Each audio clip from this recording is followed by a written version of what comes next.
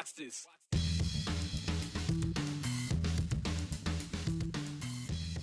On the very first day of the LGBTQ plus Pride Month, Idaho's ban on gender-affirming medical care for children is facing its first legal challenge.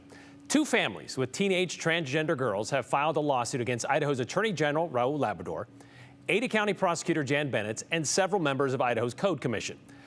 House Bill 71 was signed into law by Governor Little on April 4th, and it's supposed to go into effect January of next year, and it would make any doctor who prescribed or helped provide hormone therapy, puberty blockers, or a reassignment surgery to a transgender child, it would make them a felon, and they would face 10 years in prison. Well, for the 15 and 16-year-olds in this lawsuit who are already using gender-affirming treatments, you can imagine the quandary they, their physicians, and their families face. They called it the Vulnerable Child Protection Act, House Bill 71. Well, the plaintiffs in the lawsuit call it unconstitutional because it violates the Equal Protection Clause of the 14th Amendment, and it takes away the right of the parents, basically their ability to decide what's right for their kids. It says explicitly that hormone therapy, pharmacological treatment, pubertal blockers, those are treatments that are fully allowed for all children, right? Precocious puberty, a kid whose growth is stunted, right? They might take any of this suite of medications, but for trans kids, those medications are not allowed. And that's a violation. That would be, I guess, in your opinion, or the lawsuit's opinion, of the 14th Amendment. You know, we have evidence in similar cases, right? In Arkansas, we can see that bills like HB 71 are discriminating against a class of persons, right? So it's discriminatory against a class of people based, in this case, on transgender status. But the high court has found already that you can't discriminate based on transgender status unless you're also discriminating on the basis of sex, right? So we know that that's unlawful. Okay, so what do they want with this lawsuit? Well, they want a preliminary and a permanent injunction put on this law. They want it declared unconstitutional, and they want to keep it from being codified. The law in Arkansas, Amy mentioned, the first state to pass such a ban, did so back in 2021, and that law was immediately challenged. A federal judge blocked its enforcement, and we're kind of still waiting on a ruling on its constitutionality. They passed another one this year in Arkansas, this time making it a civil penalty instead of a criminal one. And it's been kind of a theme we've seen, well, not just here, but across the country, with nearly 200 bills targeting trans people drafted in state houses across the country this past year. The lawsuit points to other Idaho bills that show a trend of discrimination toward the transgender community, like House Bill 509 in 2020, which prevented people from changing the gender markers on their birth certificate. It was signed into law and almost immediately blocked because it already went against an existing ruling that said such a law was unconstitutional. Then this past session, with House Bill 314, they tried to remove books related to sexual orientation and gender identity from public libraries, but that was vetoed. But with Senate Bill 1100, they did ban transgender students from using bathrooms that aligned with their gender identity. House Bill 71 was drafted by the Idaho Family Policy Center's Blaine Canzati, who called today's lawsuit frivolous. He said, "We're deeply disappointed the ACLU would waste taxpayer money and resources by felicitously claiming the Vulnerable Child Protection Act violates the equal protection and due process clauses of the 14th Amendment to the U.S. Constitution. The ACLU makes a mockery of constitutional law and subverts the original intent of those constitutional guarantees." That's what Canzati said. And he went on to say the law is sound, constitutionally, scientifically, morally, saying such laws protect gender-confused kids. A waste of taxpayer money? Well, the ACLU says it would be an egregious act of negligence to not step in and fight for Idaho's trans youth and their families' rights to dignity, safety, equality, and a quality of life similar to their peers. So speaking of dignity and safety and equality, for hundreds of years, the LGBTQ community was forced to live in the closet, as most of you already know, unable to contribute to society as who they really are. That is until recently, with the extension of equal protections under the law, marriage, adoption, those kind of things. But what about donating blood? Did you know, dating back to the HIV/AIDS epidemic, gay men were essentially prevented from donating blood out of fear that blood would be infected with the AIDS virus. After decades of rolling up their sleeves to fight such discrimination, those regulations are now changing thanks to a recent federal reversal. so that those in the LGBT community can now roll up their sleeves and provide for community blood banks. Here's Joe Paris. Blood donation restrictions on gay and bisexual men date back to the HIV/AIDS epidemic in the 1980s. At the time, the federal government created a lifetime ban on blood donations policy for men who have sex with men. There was a huge fear factor. Judy Cross is a retired St. Luke's nurse. She remembers the HIV/AIDS epidemic here in Idaho well. LGBTQ patients were in scary territory. We had to make rules in the hospital that you don't put HIV across the doorway or the end of the bed or anything like that, because that immediately put them at a disadvantage. The stakes of even interacting with a gay man who was HIV positive were high. Some physicians actually lost patients because they wouldn't come to them anymore if they were taking care of those people. An added layer for Cross. She herself is a member of the LGBTQ community. For a long time I didn't really label myself, but everybody knew that I was a member of the community. I only got arrested 8 times for Add the Words. In 2015, the ban was altered to allow gay men to donate blood, but only if they abstained from sexual contact for a full year. In 2020, that was changed to a 3-month waiting period.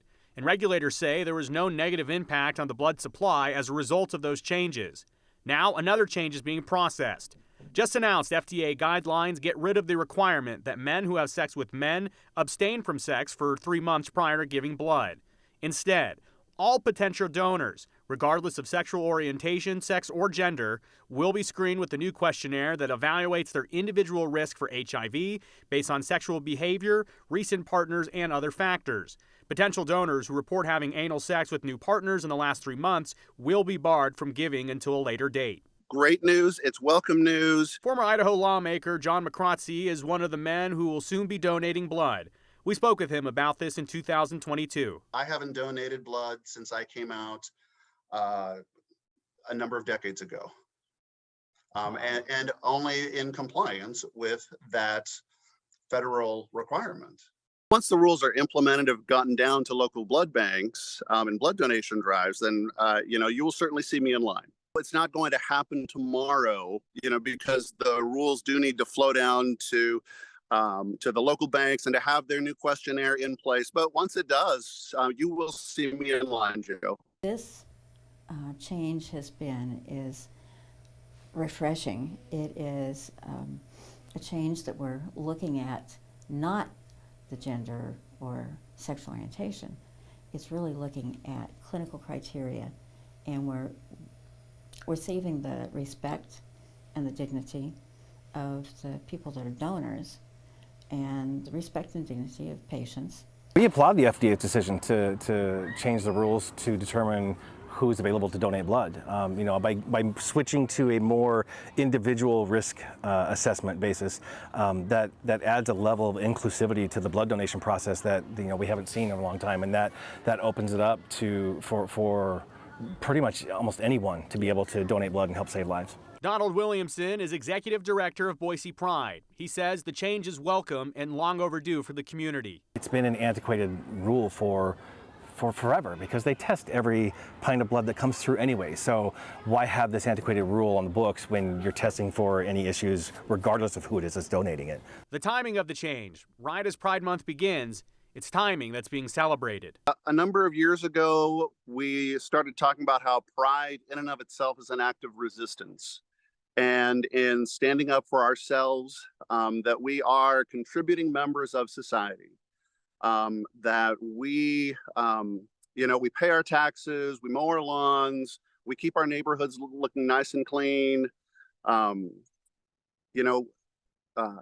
nothing wrong with who you are as an LGBTQ plus person, and you deserve to celebrate this month and the other 11 months along with it.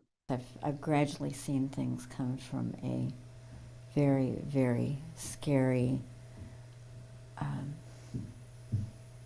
hateful time from the general public to people being resilient, people growing and being able to stand up for themselves, and for people to stand up for for the LGBT community. As we touched on in the story, the new regulations and questionnaires are being rolled out, and we will circle back when we know those are getting fully implemented. But they really are focused on just the blood donations, getting as many as possible. For example, the new questionnaire, it looks to be super inclusive. It allows people to identify their gender identity in the way that they feel fits best. So no hassle or issues over what your sex is at birth. And Brian, again, this is just coming down to behavior and the individualized behavior, no matter if you're gay, straight, anything in between. It's interesting too, because when I talk to advocates in the LGBTQ community, they say we understand kind of where this conversation came from. When we understood in the 70s, 80s, there wasn't a lot known about HIV and AIDS. Well, now we know a lot more about it, and we can use the science to make sure that we're being safe. That's what gets me. To think that they were just using a questionnaire to decide whether your blood was safe, would think that would be just kind of ridiculous, because obviously they're testing it. So those barriers are already in place to kind of put dangerous blood out in the environment. Yeah, because sometimes you don't know if you have something, in your blood, and that's why all blood is tested. Thanks, Joe. Okay, so while June is LGBTQ plus Pride Month, coming up in about 3 months, there'll be a Boise Pride Festival and a parade, something that has been celebrated in the City of Trees for 33 straight years. This year will be the 34th. But if it were up to a few Idahoans out there, it would have ended last year at 33. Much of the controversy about Boise Pride involves the now postponed Drag Kids event, something Idaho Republican Party Chairwoman Dorothy Moon says sexualizes children. In an email sent out last week, Moon listed festival sponsors and their phone numbers, encouraging people call and, quote, express disappointment. Since the GOP released its statement, several businesses withdrew participation from Boise Pride, although not all of those businesses withdrew their funding. Okay, so they were hoping to hit the festival in their pocketbook, and the controversy did get in a few jabs. Zions Bank was the first to pull out, followed by Idaho Power, Idaho Central Credit Union, Cap Ed Credit Union, and Idaho's Department of Health and Welfare, spurred on by Governor Brad Little. 60,000 plus people, though, still showed up to support the festival despite the unwanted attention. But we wanted to know if organizers going into this year were awash in sponsorship aftermath apathy. We asked the executive director of Boise Pride if they're seeing a financial impact from, I don't know, however you want to describe what happened last year.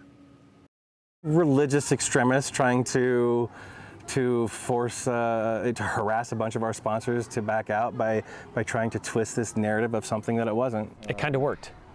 Yeah, maybe initially, but at the end of the day, we had 4 or 5% of our sponsors that physically pulled out. So 96% of them still stayed. Didn't do anything. It was business as usual. They didn't call me. They weren't concerned. They didn't email me. They weren't concerned. They just, when do we show up? This is our time to do this. Is it still like nothing was happening. And the festival went off great, Okay, success. But when the dust settled after last year, were you worried about donations this year?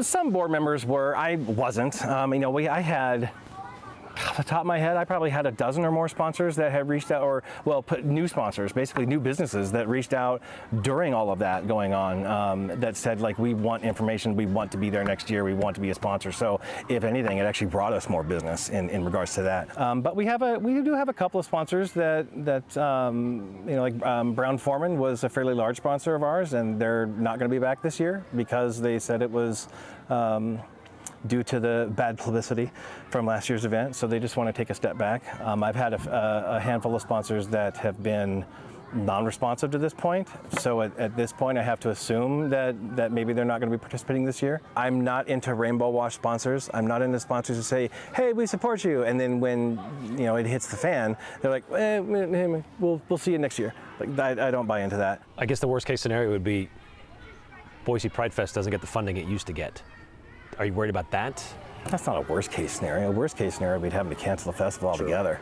No, I mean, will we raise as much money as we did last year? I hope so. Will we raise more than that? I hope so. Based on years past, heading into June before the festival, are you guys in a good spot now, or you wish you were? We're in a good spot. I wish we were in a better spot, but we're in an okay spot. I'll know more in like the next 2 or 3 weeks. Bottom line, then. I mean, your sponsorships are going to be who they are, and you guys are going to be... And we're going to do what we do. We're going to put together a festival for the community. Williamson said the festival costs anywhere from $350,000 to $450,000 just to put on. And just getting that stage put in at Cecil Andrews Park cost them more than $100,000. So to pay for it all, they rely on those sponsorships, from the Violet level of $1,500 to the presenting level of $50,000. Williamson said he's confident Zions Bank will be back this year. He said he has not heard back from Idaho Power or Idaho Central Credit Union, and they're not inviting CapEd back this year. As for the Department of Health and Welfare, he says he is having conversations with several departments within health and welfare, so even they could be back this year.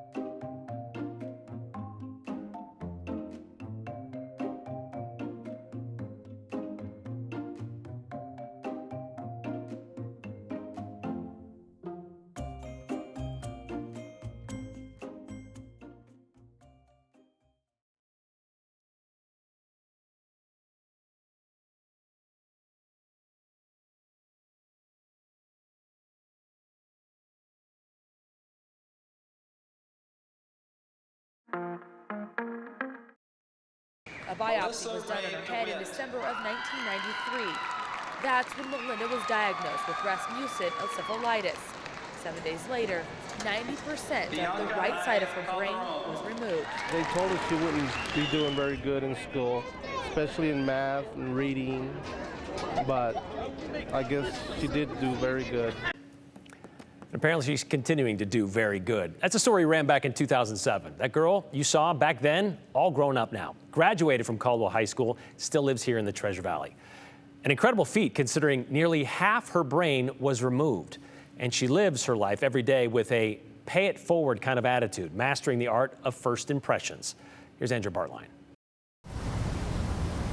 A hospital visit is rarely on a good day, which is why it's a tall task to direct the desk. Have a good one. And Melinda Baez doesn't do anything halfway. Bye. With a best friend, Have a good one. she gives it everything she's got. We're very talkative. Everything she's got. I mean, I only space out now. Which could surprise you, since she's usually the one giving directions. Well, I like it. No, she loves it here. Because I'm trying to pay the doctors and the nurses back for what they did to me. And I had to have it done in Portland, Oregon. They had to take 90-some% of my brain out. Epilepsy seizures. She was just 3 years old. They started, I think, when I was 2. Sorry, I meant 2. No, 3, because when I was 2, I learned how to ride a bike. 3 it is. But really, it's about what happened that year. I was on the cart, the ones you put the groceries in. And at that time, they were really high. I was a big brat. I've always been a brat. And they were telling me not to jump on it because I was going to fall. I wouldn't listen until I fell and hit my head really bad. And you heard the sound because it was really loud. That's how it started. The seizures. The loss of use in her left arm, the surgery. For me, it's not a problem because I'm used to this. And this? Hi. That's just Melinda. Every day. Yes, time goes by so quick. For a decade. I think Melinda's really very much an overcomer, an achiever. Lorraine Oates supervises Melinda as a volunteer coordinator. Yeah, Melinda's here on her own time. We laughed yesterday because they were talking about her, because I just completed my 10th year and she's on to her right at the 10 years. And I said, how long are you going to work here? And she said, until I'm about 100. I'm like, okay, well, I might not be here then, but you can. And she might be. In this hospital, we're not friends, we're a family. 10 years and still making the best first impression. Hi. Still giving everything she's got. Bye. Have a good one. Melinda lives with her family and she does not drive, so it's a family effort to take her to the hospital to volunteer day in, day out. Lorraine tells me she has one of, if not the best attendance of any volunteer at the hospital, and a really wholesome moment too, Brian. She's trying to get back in touch with that doctor who performed the surgery, and she hasn't had any luck yet. And that is in Portland, Oregon. So to be clear, this wasn't a surgery that was done at West Valley, but yeah, she's trying to get in touch with them because you could tell by the attitude she lives her life, real thankful. It does. She's inspiring. And if any of you are inspired by that story and maybe have a connection to a doctor in Portland, Dornbeckers, I believe. It's a children's hospital. There you go. Let us know. 208-321-5614. That's the number. We'll be right back.